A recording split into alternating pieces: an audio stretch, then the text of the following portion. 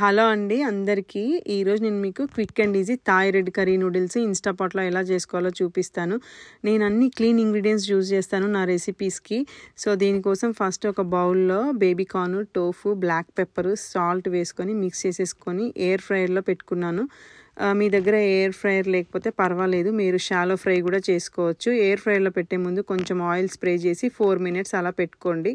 ఇప్పుడు ఇన్స్టాపాట్ ఆన్ చేసి సాటే మోడ్లో 2 tablespoon coconut oil, chopped onions, ఇంకా broccoli and coloured bell peppers, కొంచెం జుకినీ వేసుకొని సాల్ట్ కూడా వేసేసుకొని ఇంకా చిల్లీ ఫ్లేక్స్, బ్లాక్ పెప్పర్ వేసుకొని మంచిగా వాటర్ అన్నీ పోయేంత వరకు ఫ్రై చేసుకోవాలి. వాటిని మూత అస్సలు పెట్టుకోవద్దు. మంచిగా ఫ్రై అయిపోయాక ఇప్పుడు మనం ఎయిర్ ఫ్రైర్ చేసిన టోఫు అండ్ బేబీ కార్న్ కూడా వేసేసుకొని మంచిగా వాటిని కూడా 2 minutes బాగా ఫ్రై చేసుకొని వీటన్నిటిని తీసి పక్కన పెట్టేసుకుందాం.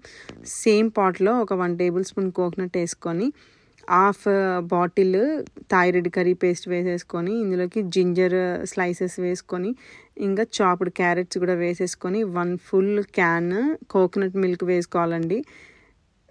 దాంట్లోకి కొంచెం సాల్ట్, ఎంత సాల్ట్ కావాలో అంత సాల్ట్ వేసేసుకున్నాక ఇప్పుడు నేను 4 rounds స్పగెటీ ప్యాకెట్ 4 rounds స్పగెటీ యూస్ చేస్తున్నాను ఇక్కడ. సో హాఫ్ ప్యాకెట్ స్ప్లిట్ చేసి వేసుకున్నాక 3 cups వాటర్ పోసుకోవాలి. వాటర్ పోసుకున్నాక మంచిగా మిక్స్ చేసుకోవాలి, లేవంటే స్టిక్కీ అయిపోతాయి అవి మీరు ఇన్స్టాపాట్లో పెడితే.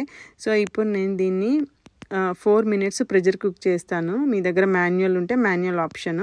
నేను ఎలా కౌంట్ చేశానంటే ఈ 4 minutes మీరు అబ్జర్వ్ చేస్తే ప్యాకెట్ మీద ఇంతసేపు బాయిల్ చేయాలని ఉంటుంది కదా, నాకైతే ఇక్కడ 11 minutes అని ఉంది. సో నేను దాంట్లో హాఫ్ అంటే 5.5 ప్లస్ -1 4.5. సో నేను ఓన్లీ 4 పెట్టుకున్నాను. 4 అయ్యాక క్విక్ రిలీజ్ చేశాక మంచిగా కలపాలి, ఎందుకంటే స్టిక్కీ అయ్యి ఉంటాయి.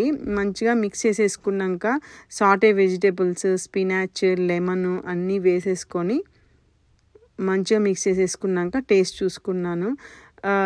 ఇక్కడ నాకు కొంచెం సాల్ట్ తక్కువైంది, సో నేను ఇంకొంచెం సాల్ట్ వేసుకున్నాను. ఇది చాలా ఈజీ అండి. 15 to 20 minutes కన్నా ఎక్కువసేపు పట్టదు.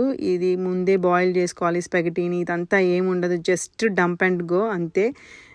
నాకైతే 15-20 minutesలో అయిపోయింది. నేను ఇందులోకి కొంచెం 1 teaspoon షుగర్ వేసుకుంటున్నాను. షుగర్ వేస్తే చాలా బాగుంటుంది టేస్ట్, మీరు కూడా ట్రై చేయండి.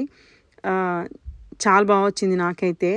థ్యాంక్స్ ఫర్ వాచింగ్ అండి. Please like, share, subscribe my channel.